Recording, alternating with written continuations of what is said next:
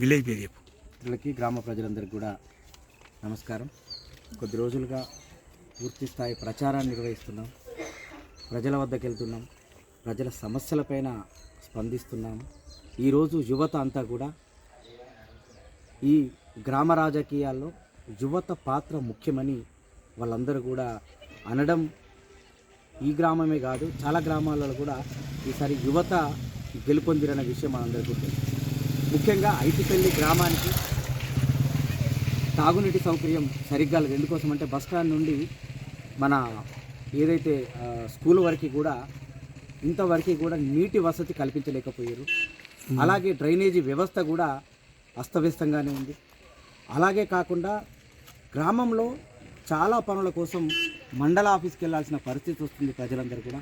So కాబట్టి ఈసారి యువతకి ప్రాధాన్యత ఇస్తే ఈ గ్రామంలో అంబులెన్స్ సౌకర్యం నుంచి మొదలు పెడితే అన్ని సౌకర్యాలను కూడా గ్రామంలోనే అంటే మండలాలకు వెళ్ళి పనిచేసే ఏవైతే పనులు ఉన్నాయో వాటన్నిటి కూడా గ్రామంలోనే చేయగలుగుతాం.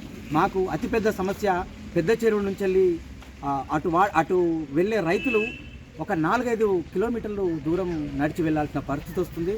సో ముఖ్యంగా గెలిచిన వెంటనే ప్రజలకు ఆ మచ్చటి పైన ఒక బ్రిడ్జిని ఏర్పాటు చేసి మహిళలకి, వృద్ధులకి, రైతులకి మొదటిగా ఆ యొక్క సౌకర్యాన్ని కల్పిస్తామని హామీ ఇస్తున్నాం. అలాగే అంబులెన్స్ ప్రభుత్వ అంబులెన్స్ ఉన్నా కూడా కొన్ని పరిస్థితులలో ఎమర్జెన్సీగా మనకి కావాలనుకుంటే ఇబ్బందికరమైన పరిస్థితులు ఉన్నాయి కాబట్టి అంబులెన్స్ సౌకర్యం కానీ అలాగే అంబులెన్స్ అంటే అంబులెన్స్ మీరు ఏమన్నా గ్రామానికే మేము సౌకర్యం ఉంది ప్రతి మీ సొంత గవర్నమెంట్ ఏర్పాటు చేసే దిశగా ప్రయత్నం చేస్తున్నాం. అతి ముఖ్యమైనది విద్య.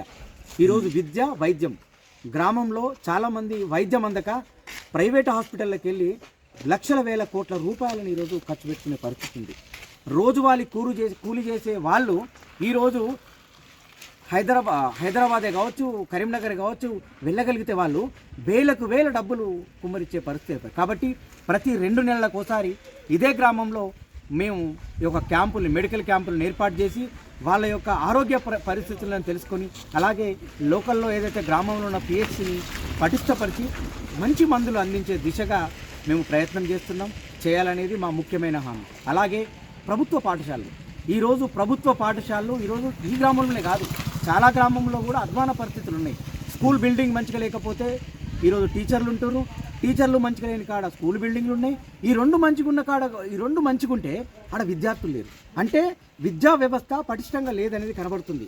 ఈ గ్రామంలో ఎన్నికైన తర్వాత విద్యా వ్యవస్థని ఇక్కడుండే గ్రామ ప్రజలందరితో కలిసి ఆ వ్యవస్థని ముందుగా పటిష్టపరిచే దిశగా మేము ముందు తీసుకెళ్తాం. ఎందుకోసమంటే ప్రైవేట్ స్కూళ్ళల్లో ఈరోజు వేల రూపాయలు కట్టి బస్సు ఛార్జీలు, స్కూల్ ఫీజులు, ప్రైవేట్ ట్యూషన్ ఫీజులు ఇవన్నీ కూడా కట్టి వాళ్ళు పిల్లల్ని చదివించే పరిస్థితి వచ్చిందంటే గ్రామంలో సరి అయిన వాళ్ళకి విద్య లేకపోవడం వల్లే. సో కాబట్టి మొదటి ప్రాధాన్యత విద్య, రెండవ ప్రాధాన్యత వైద్యం, మూడవ ప్రాధాన్యత సౌకర్యాలు కల్పించడంలో ప్రజలకి దగ్గరగా ఉండి 24 గంటలు ప్రజలకు అందుబాటులో ఉండి ఆ సౌకర్యాలను కల్పించే దిశగా మేము ప్రయత్నం చేస్తున్నాం.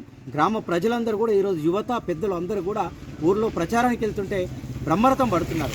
ఎందుకోసమంటే ఏవైతే హామీలు ఉన్నాయో మొట్టమొదటిసారిగా ఈ గ్రామంలో హామీలు ఒక పాంప్లెంట్ రూపంలో ప్రజల వద్దకు తీసుకెళ్ళినాం. ముందుగానే ప్రచార కార్యక్రమంలో ఈరోజు మేము ఎప్పుడైతే నామినేషన్ వేయక ముందే మేము నామినేషన్ వేసేటప్పుడు వాళ్ళకి ప్రజల వద్దకు వెళ్ళి నేను ఈ పనులు చేస్తాను, నా నామినేషన్కి మీరందరూ రావాలంటే ప్రజలు పెద్ద ఎత్తున తరలి వచ్చి ఈరోజు గ్రామంలో కూడా నేను ప్రచారానికి వెళ్తున్నామని మా కుటుంబ సభ్యులు మేము ఆ గ్రామం లోపలికి వెళ్తే అన్ని కులాల వారు, అన్ని మతాల వారు ఈరోజు మా వెంబడిచ్చి పెద్ద ఎత్తున ప్రచారంలో పాల్గొంటున్నారంటేనే తప్పకుండా 17వ తారీఖున బుర్ర రేణుకమ్మ గారు పెద్ద ఎత్తున భారీ మెజారిటీతో ఈ ఐతిపల్లిలో గెలవబోతున్నారు.